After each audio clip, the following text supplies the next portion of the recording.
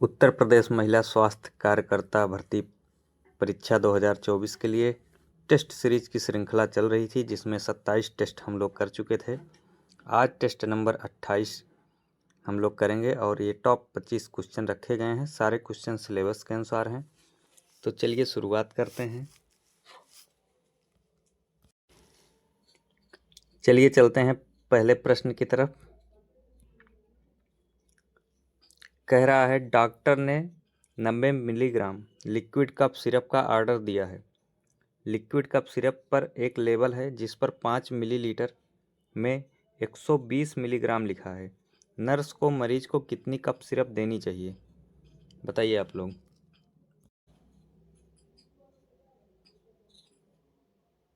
प्रश्न अच्छे से एक बार पढ़िए, उसके बाद इसका उत्तर दीजिए।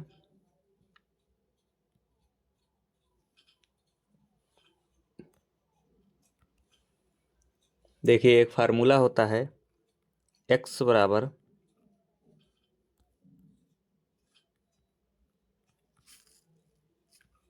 D/H गुणे Q।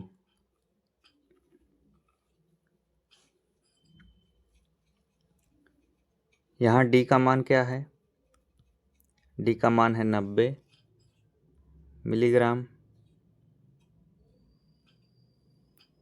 और H का मान है 120 मिलीग्राम। Q क्या है? दिया है 5 ml। ये सारे डाटा इसी फार्मूले में रखेंगे तो आपका उत्तर आ जाएगा 3.75 ml। ऑप्शन ए करेक्ट हो जाएगा। यहाँ देखिए, डी जो है वो जो है डोज है, डॉक्टर द्वारा जो ऑर्डर दिया गया है, ठीक। और एच जो है डोज स्ट्रेंथ है, खुराक की सामर्थ्य है। और क्यू जो है क्वांटिटी ऑफ यूनिट है। और एक्स अननोन डोज है। आगे बढ़ते हैं। प्रश्न संख्या 2 कह रहा है, कीट द्वारा फैलने वाला रोग है खसरा, मलेरिया, हैजा, कुकुर खांसी, बताइए। प्रश्न संख्या 2 में क्या सही होगा?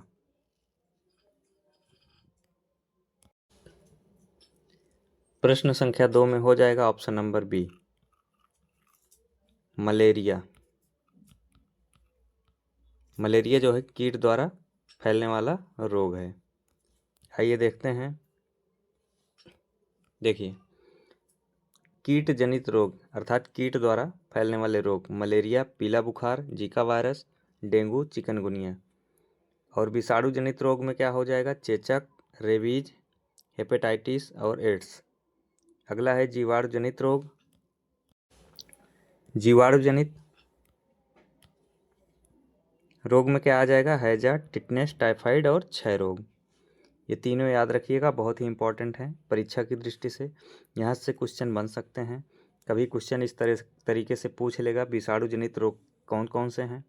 ऑप्शन में दे देगा 4 ठो विषाणु जनित रोग दे देगा, एक दे देगा कीट जनित, उसमें छांटना होगा। इसी तरीके से जीवाणु जनित रोग जो है आप लोग याद रखिएगा। इसी तरीके से कीट जनित रोग। ठीक, आगे बढ़ते हैं।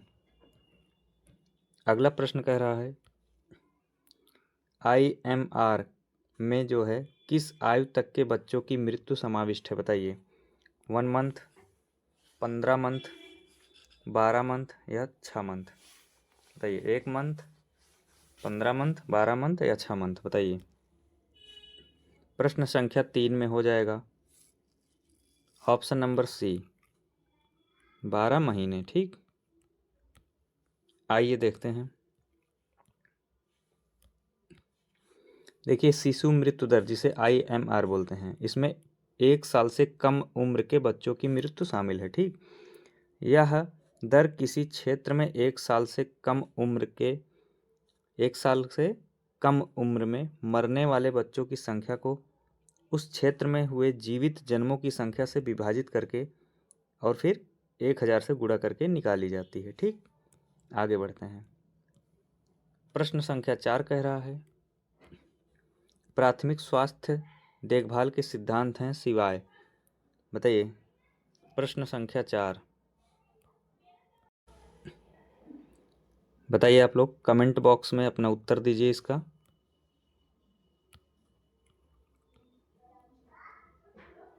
कमेंट बॉक्स में अपना उत्तर दीजिए इसमें क्या सही होगा। अगला प्रश्न कह रहा है विश्व के विशाल क्षेत्र पर फैलने वाले रोग को क्या कहते हैं। एपिडेमिक, एंडेमिक या पेंडेमिक या इन्फेक्शन। बताइए। बताइए।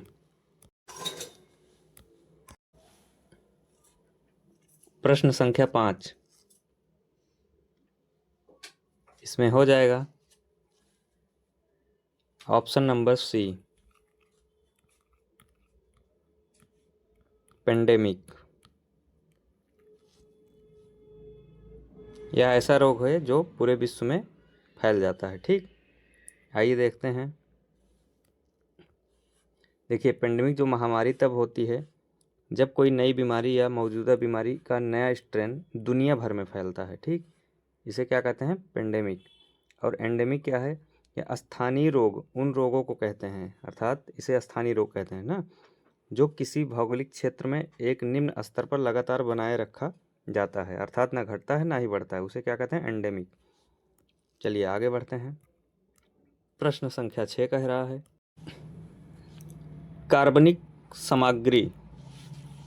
कार्बनिक सामग्री को गड्ढे में डालने की इस विधि को क्या कहते हैं। बताइए। प्रश्न संख्या 6 में हो जाएगा ऑप्शन नंबर ए कंपोस्टिंग। आगे बढ़ते हैं प्रश्न संख्या 7 की तरफ। दुग्ध सर्वाधिक सामान्य स्रोत है। बताइए। आयरन का, यामीन का या कैल्शियम का या सल्फर का। बताइए। प्रश्न संख्या 7। प्रश्न संख्या 7 में हो जाएगा ऑप्शन नंबर सी कैल्शियम। आइए देखते हैं। देखिए, दूध के पोषक तत्व, इसमें कैल्शियम क्या करता है, हड्डियों के स्वास्थ्य के लिए एक महत्वपूर्ण पोषक तत्व है। अगला प्रोटीन, दूध में कैसेइन और मट्ठा जैसे पूर्ण प्रोटीन होते हैं। विटामिन B2 भी होता है और पोटेशियम, फास्फोरस, विटामिन ए भी होता है। अगला प्रश्न है सभी वसा घुलनशील विटामिन हैं सिवाय। बताइए किस एक को छोड़कर बाकी सभी वसा में घुलनशील विटामिन हैं। प्रश्न संख्या 8 इसमें हो जाएगा ऑप्शन नंबर ए।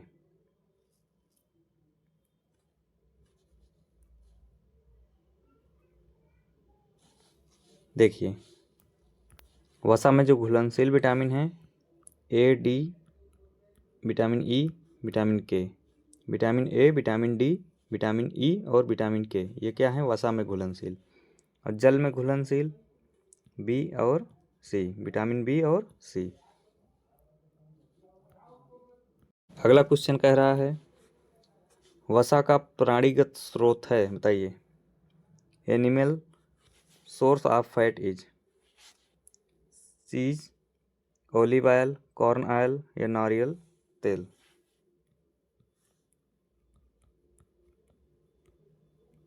बताइए इसमें क्या सही होगा।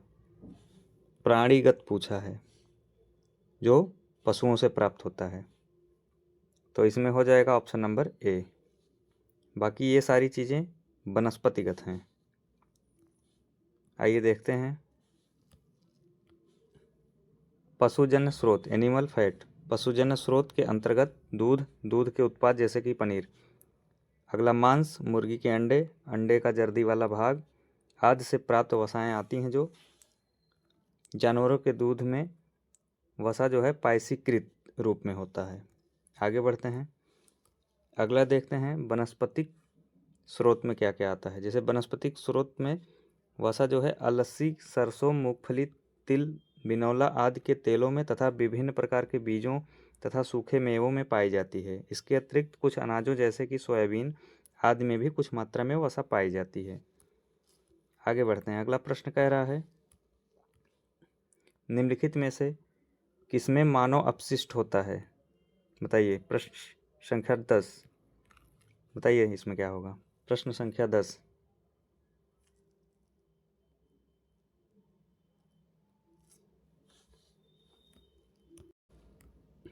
देखिए 10 में हो जाएगा ऑप्शन नंबर बी, मल जल।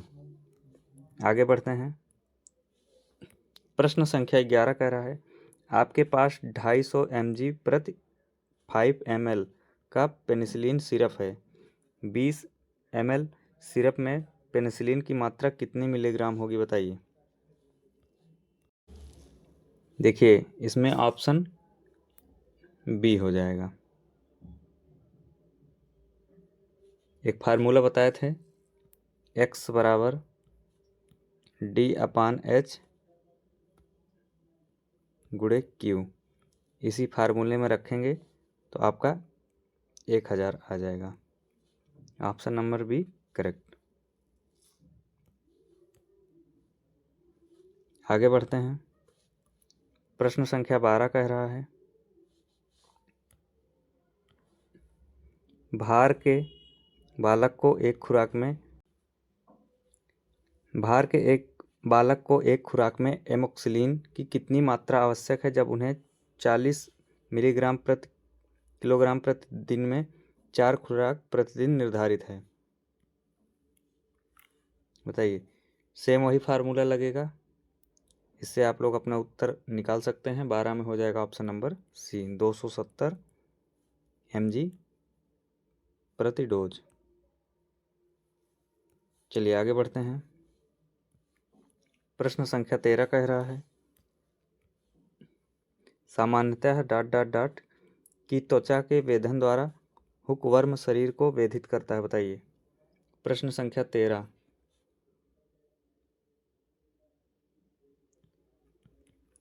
हाथ, पैर, कान या सिर? प्रश्न संख्या 13 में हो जाएगा ऑप्शन नंबर बी, पैर। चलिए आगे बढ़ते हैं।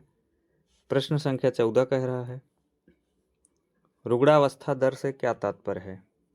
अक्षमता, बीमारी, मृत्यु या नया जन्म? रुग्णावस्था दर से क्या तात्पर्य है? प्रश्न संख्या 14। प्रश्न संख्या 14 में हो जाएगा ऑप्शन नंबर ए, अक्षमता। चलिए आगे बढ़ते हैं। प्रश्न संख्या 15 कह रहा है जन्म के समय BCG के टीके की खुराक है। बताइए जन्म के समय कितना होता है? कमेंट बॉक्स में अपना उत्तर दीजिए। आगे बढ़ते हैं प्रश्न संख्या 16 की तरफ। कौन सी समिति स्वास्थ्य सर्वेक्षण और योजना समिति कहलाती है? भोरे समिति, मुदलियार समिति, करतार सिंह समिति या जंगल वाला समिति? प्रश्न संख्या 16 में क्या होगा? बताइए आप लोग। प्रश्न संख्या 16 में हो जाएगा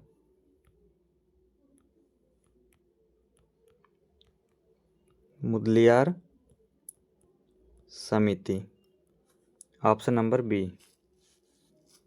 आगे बढ़ते हैं, देखते हैं। देखिए स्वास्थ्य सर्वेक्षण और योजना समिति डॉक्टर ए लक्ष्मण स्वामी मुदलियार की अध्यक्षता में इस समिति का गठन 12 जून 1959 को किया गया। इस समिति का उद्देश्य क्या है? स्वास्थ्य क्षेत्र में प्रदर्शन का आकलन करना तथा भविष्य की स्वास्थ्य योजनाओं के लिए सिफारिशें तैयार करना।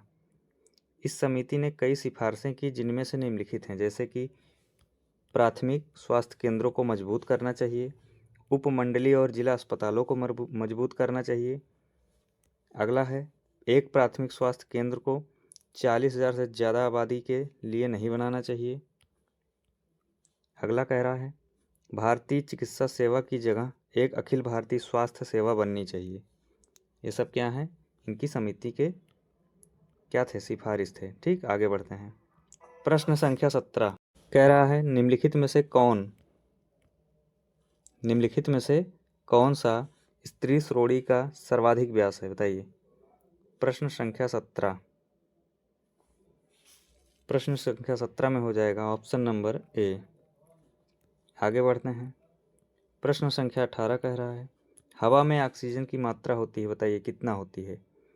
हवा में ऑक्सीजन की मात्रा लगभग 20.93%।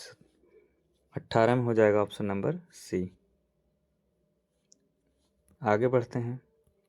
19 नंबर कह रहा है 31 मई को कौन सा दिन मनाया जाता है। 31 मई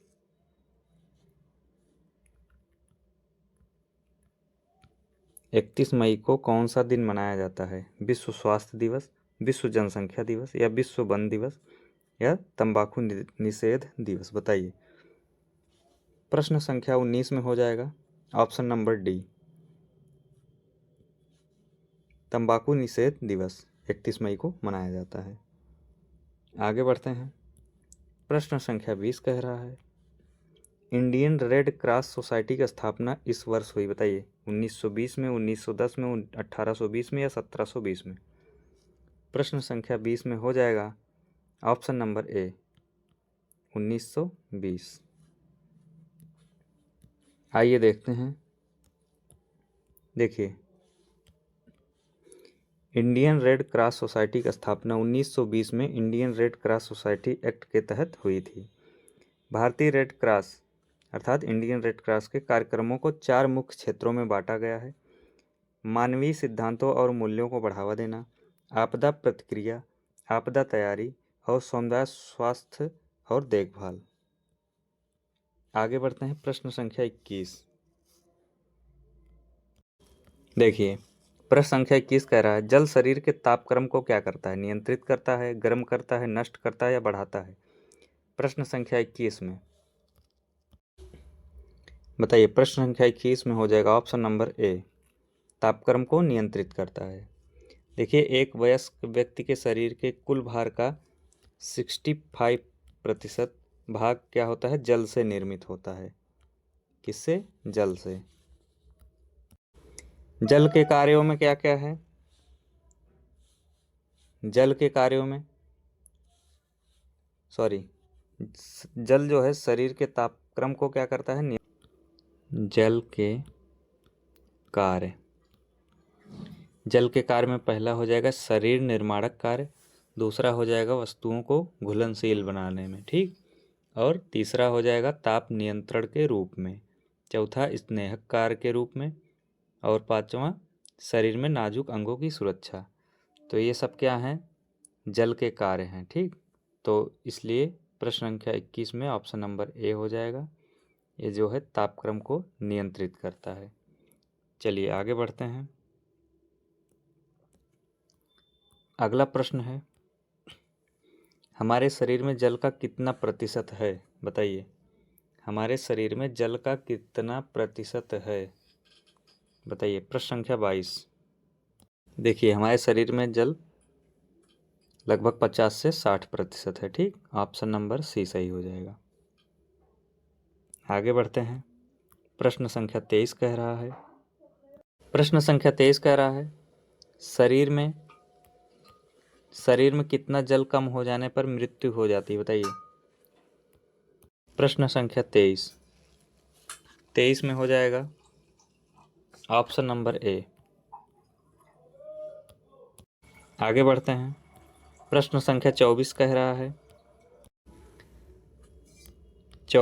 सामान्य रूप से एक प्रौढ़ व्यक्ति को रोजाना कितने गिलास पानी पीना चाहिए। कमेंट में अपना उत्तर दीजिए आप लोग। बहुत ही आसान प्रश्न है, कमेंट में उत्तर दीजिए। आगे बढ़ते हैं प्रश्न संख्या 25 की तरफ। 25 कह रहा है जो जीवाणु हैजा फैलाते हैं उस जीवाणु को क्या कहते हैं। एमेबिया, वायरस, विब्रियो कोलेरी, या पैराटाइफोसिस वैसिलस, बताइए। प्रश्न संख्या 25 इसमें हो जाएगा ऑप्शन नंबर सी। आगे बढ़ते हैं। प्रश्न संख्या 26 कह रहा है अमीबिया नामक जीवाणु के कौन सा रोग होता है, बताइए। इस जीवाणु से कौन सा रोग होता है। पेचिस, टाइफाइड, हैजा, अतिसार, बताइए। प्रश्न संख्या 26। देखिए 26 में ऑप्शन ए हो जाएगा। प्रश्न संख्या 27 कह रहा है जल द्वारा जीवाणुओं को भोजन कहाँ से मिलता है। चारों ऑप्शन पढ़िए आप लोग और अपना उत्तर दीजिए। प्रश्न संख्या 27 में हो जाएगा उपर्युक्त सभी।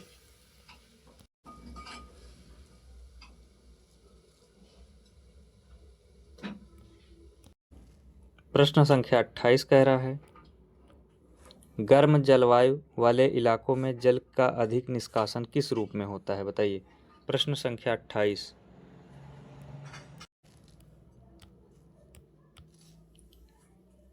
गर्म वायु के रूप में, मल द्वारा या मूत्र के द्वारा या पसीने के रूप में।